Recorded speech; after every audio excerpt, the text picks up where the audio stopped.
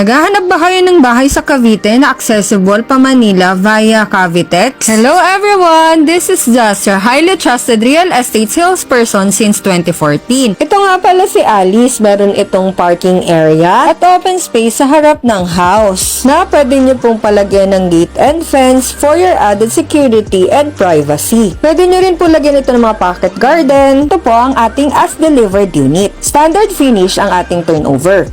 Tuloy po kayo. 40 square meters ang ating floor area with 3 bedrooms, a kitchen, dining area, and a living area. This is our panel box, a window for ventilation for our kitchen. Upon turnover po, pwede nyo po siya palagyan ng cabinet sa baba and overhead. Meron din po tayong big window sa gilid na makikita nyo pa ang inyong parking area. Dito naman po ang ating living area. Pwede po kayong maglagay ng L-shaped sofa, cabinet sa ilalim ng stairs. Punta naman po tayo sa first bedroom. Dito po siya sa first floor. Spacious po siya. Meron po kami mga ibang clients na nag-modify na nilagay nila dito yung kanilang kitchen and dining area. Pinapakat po nila yung wall. And pwede nyo rin po siya gawin if you want. Pero kung hindi naman, don't worry po kasi complete with partitions and divisions na po ang ating mga room. Kaya pwede nyo na rin po siyang gamitin as a room. Tapos may malaking window pa dyan sa gilid. Ito naman po yung ating dining area. Kung mapapansin nyo po, minaksimized po talaga natin lahat ang space. Akit naman po tayo sa second floor. Complete with handrails na po ang ating stairs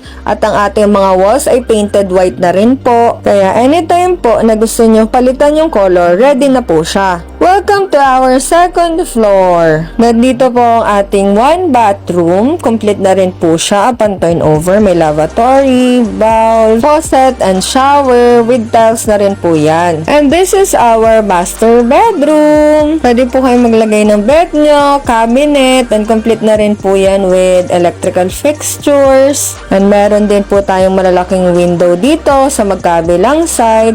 Yan po ay pwede nyong gawing access if ever po you want magpalagay ng balcony. Let's go naman po sa isang bedroom pa. Pwede nyo pong gamitin ito, room for your child. Pwede po kayo maglagay ng bed with pull-out or double deck. There's also an ample space for your cabinet or closet.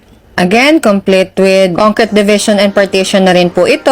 And may malaking window din po ito na pwede nyong gawing access din if magpapalagay po kayo ng balcony. Maganda po itong unit na to for starting a family and if ever gusto nyo po ng investment na magiging rental property nyo po in the future. Limited units na lang din po ito. Kaya if you want this unit, message me for tripping and unit reservation. Thank you for watching guys and follow me for more videos like this.